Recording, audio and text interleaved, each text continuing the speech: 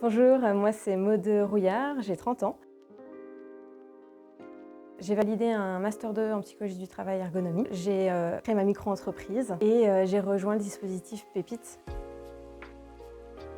En fait, on a créé une application qui permet aux soignants de gagner du temps dans les tâches d'évaluation, de suivi des patients, également de mieux collaborer en équipe avec différents professionnels, des kinés, des médecins, des infirmiers. C'est aussi la possibilité d'engager les patients. Ils ont accès à une application qui est sécurisée, qui est personnalisée. Ils ont accès à leurs résultats, à leur progression et ils peuvent être un peu plus autonomes et acteurs de leur santé. La particularité sur Dénéo, c'est que c'est aussi une solution qui outille à la fois les professionnels de santé mais aussi du sport santé. On se donne pour mission de valoriser l'activité physique adaptée comme un traitement dans le parcours de soins.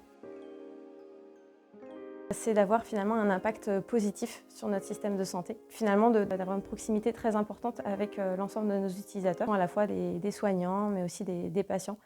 Et voilà, toujours mieux répondre à leurs besoins. C'est une liberté de pouvoir créer et de faire avancer les choses avec sa propre vision, ses propres valeurs. Il y a beaucoup d'apprentissage dans l'entrepreneuriat, de rencontres.